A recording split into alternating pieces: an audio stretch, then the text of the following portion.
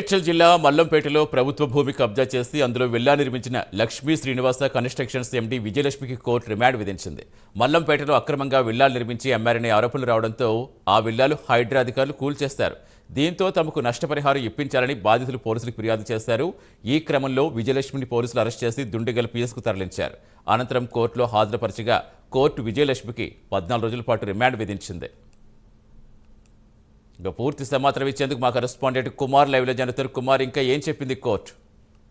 Thank you Satish. ఏదైతే ప్రభుత్వ భూమి కబ్జాకు సంబంధించి లక్ష్మీ శ్రీనివాస కన్స్ట్రక్షన్స్ ఎండీ విజయలక్ష్మిని అయితే నిన్న పోలీసులు అదుపులోకి తీసుకున్నారు.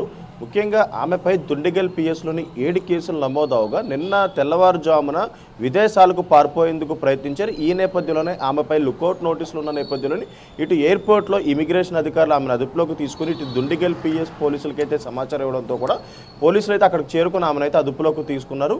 ముఖ్యంగా ఏదైతే దుండిగల్ పిఎస్ పరిధిలోని మల్లంపేటలోని సుమారు అంటే ఇక్కడ ప్రభుత్వ భూమిని కబ్జా చేసి ఆమె విల్లాలు అయితే నిర్మించింది.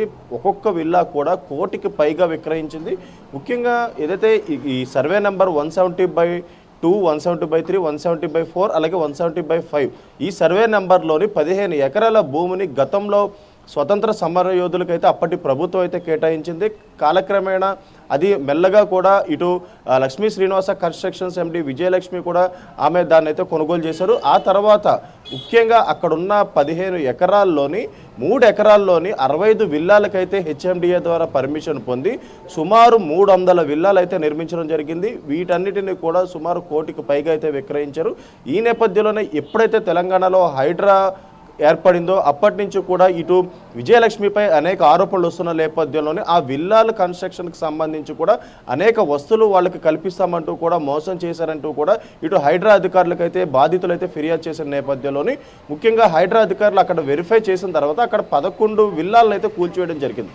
11 విల్లాలు కూల్చివేసిన తర్వాత ఆ 11 విల్లాలకు సంబంధించిన యజమానులందరూ కూడా ఒక్కసారిగా ఏదైతే విజయలక్ష్మిపై అమౌంట్ తిరిగి ఇవ్వాలంటూ కూడా ఒత్తిడి తీసుకొచ్చిన నేపథ్యంలోని ఆమె ఎటువంటి కూడా స్పందన ఇవ్వకపోవడంతో కూడా దుండిగల్ పిఎస్ని ఆశ్రయించి సుమారు 7 కేసులు అయితే ఆమెపై నమోదు చేశారు.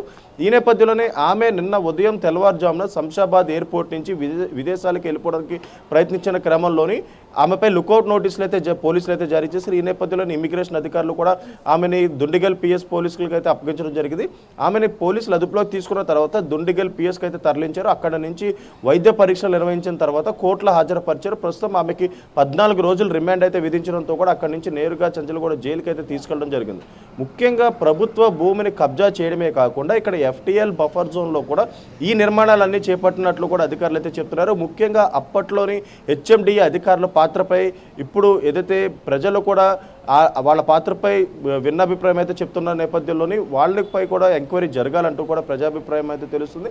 ఎందుకంటే ఇటు ఎఫ్టీఎల్ బఫర్ జోన్ ఉన్న భూములపై ఎలాంటి పర్మిషన్లు హెచ్ఎండిఏ అధికారులు ఎందుకు ఇచ్చారన్న కోణంలో ప్రశ్నిస్తున్నారు. ముఖ్యంగా 65 విల్లాలకు మాత్రమే విజయలక్ష్మి పర్మిషన్ తీసుకున్నారు. కానీ అక్రమంగా 300 విల్లాలకు పర్మిషన్ లేకుండా అక్కడ నిర్మించడం జరిగింది. గతంలో 2001 నుంచి 2003 మధ్య ఈ కన్స్ట్రక్షన్ జరిగిన నేపథ్యంలోని అప్పట్లో అనేక మంది బీజేపీ నేతలు కావచ్చు ఇతర నేతలు కావచ్చు ఈ విల్లాలపై కంప్లైంట్ చేసిన నేపథ్యంలో మొదటగా 200 పైచిలుకు విల్లాలని అధికారులు అయితే సీజ్ చేశారు. కానీ ఆ తర్వాత వాటిని కూడా రిలీజ్ చేసి మరొకసారి రిజిస్ట్రేషన్ అయ్యే విధంగా వాటిని అయితే వదిలేయడంతో కూడా ఇటు అధికారుల పాత్రపై కూడా ఏదైతే ఎంక్వైరీ చేయాలంటూ కూడా బాధితులు అయితే కోరుతున్నారు. ముఖ్యంగా ఎప్పుడైతే తెలంగాణలో హైడ్రా వచ్చిందో హైడ్రా వచ్చిన తర్వాత ఈ ఎఫ్టీఎల్ బఫర్ జోన్లో ఉన్న నిర్మాణాలన్నీ కూడా కూల్చివేస్తున్న క్రమంలో కూడా ఇటు విజయలక్ష్మికి సంబంధించిన విల్లాలన్నీ కూడా కూల్చివేయడంతో కూడా బాధితులు పోలీసులు అయితే ఆశ్రయించడం జరిగింది. Satish, thank you Kumar.